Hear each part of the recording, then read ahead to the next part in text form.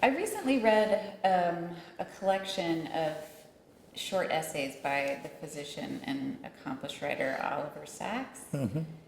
And this book is Gratitude, and it's four of the last essays he ever wrote. And I was reading your book, I was struck by Sacks's work as well. And one of my favorite descriptions of his work calls him a buoyant writer. And even in the face of sort of the grim realities of our lives at times, there was a buoyancy to his work. And I found a buoyancy in your writing as well, and a sense of wonder that really comforted me in the reading, that you were never morose. There was always a pervasive sense of wonder and curiosity. Is there, where do you think that comes from for you? I think it comes from really rooted in seeing what really happened. You know, my journey takes me from India to England to America. And I've seen the very depths of poverty.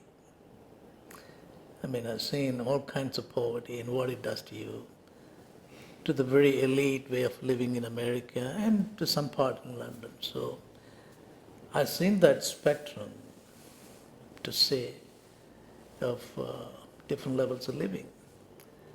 So it makes me objectively look into myself and where my suffering is. Yes, I was suffering, but I was in the best center in America. I had the best nurses, best doctors taking care of me. So, and I'm still not there.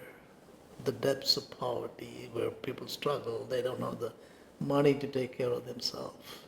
And I'm still far from that traumatizing level of poverty, inhospitable levels of suffering. Or I was suffering, yes, the pain I have to deal with, but I'm still has the comfort of being in the best country in the world, so I think, and the best cancer center in the world. My wife is with me.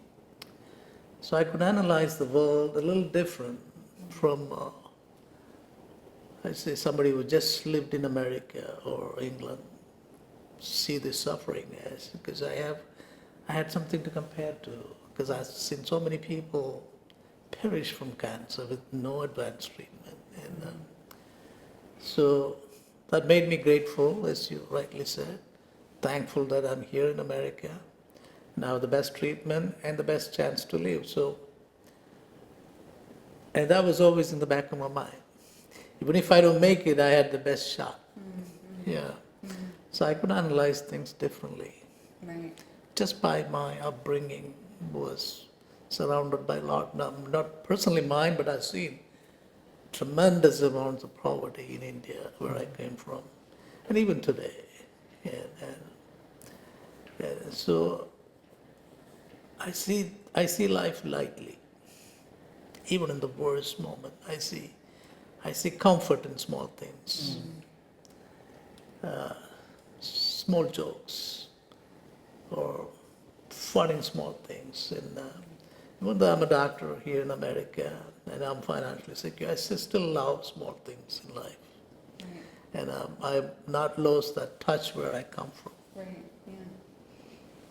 It seems to me that part of your journey and perhaps part of your writing the book was shedding some light on PTSD as a pretty universal outcome of cancer survival. That those of you who get to the trek down the mountain, as you call it, the other side of the mountain, come out with some, yes, physical scars, but also emotional, psychological scars. Can you talk a little bit about your journey with our good mutual friend, Dr. Mike, Sure. and the importance of that aspect of your healing as well? Sure. So the cancer journey started in 2018, so everything was hectic. 2018, I went through various levels of chemotherapy, very aggressive chemotherapy at the beginning, and then it followed up with what we call consolidation therapy. And then somewhere in April, we started looking for a transplant donor. And that was was a challenging journey by itself. For that matter, anybody who's getting a transplant, that part of the journey is also nerve-wracking. Those who have a donor, at least you know there's a donor. But most people in America don't have a family member to donate. So that you went through that different process of mental agony, trauma. Whether I'll have a donor or not, what will happen to me? And then finally you have news that you have a donor coming to you. That's good. That's welcoming news. And then you go through the next significant, in my case, significant phase of trauma was transplant and the post-transplant experience. And stem cell by itself can kill, the treatment itself can kill you up to, they say 17%, I would say 20% of people would die. So 1 in 5 could just die from the treatment. So you have mortality associated with the cancer, mortality associated with the treatment. So, and one of the most, I've never seen any any more pain than a transplant patient has to suffer, and that is prolonged. But it's a life-sustaining treatment, so people will take that pain because I know it's painful, but it's my chance to live. So, but that pain, which lasts weeks and months and sometimes up to years, will invariably scar your mind. If you come out of leukemia or transplant and you live to tell the story, your mind will be scarred without a doubt, because it's quite unnatural for anybody to go through that extent of pain. And that is true for any cancer, but it's especially true for sicknesses which involve prolonged treatment. And I wasn't aware of it because I was in the thick of treatment and survival mode. In 2020, things were getting better. That's when the mind started acting up. Then the mind has some time to play games with you, and that's what happened. And I wasn't aware of this. I started with dreams, bad dreams, and it'll happen maybe 3 days, 3 nights out of 5. But those nights will be terrible. You know, you just wake up, middle of the night, sweaty, clammy, your heart is palpitating, you're trembling, and then you cannot go back to sleep. So I'm like, oh, maybe this is nothing. And then it kept on happening. And the next day, it's hard to work because you're tired. So I came back that year, beginning of 2020, Dr. Claiborne, my transplant doctor said, Deepak, this is classical. This happens to pretty much everybody who has had transplant. This is PTSD. And she didn't even finish my sentence. She said, I know what you mean going through. You have to you have to get therapy for this. And she didn't recommend a psychiatrist person. She said, you need therapy. It's a universal truth, what you're going through. And she recommended Mike, Dr. Claiborne, and she said a lot of doctors sees him for PTSD, and a lot of patients, they refer to him. And that was a big break for me. And that relationship with Mike is still ongoing.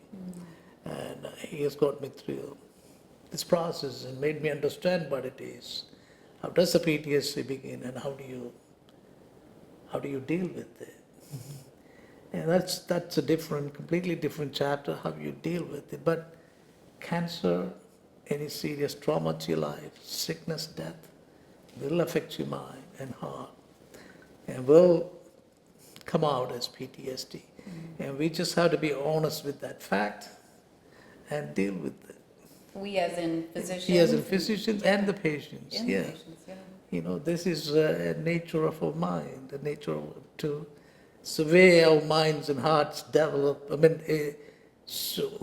kind of communicate to us, look, we are sick, my mind is sick, you have to do something about it.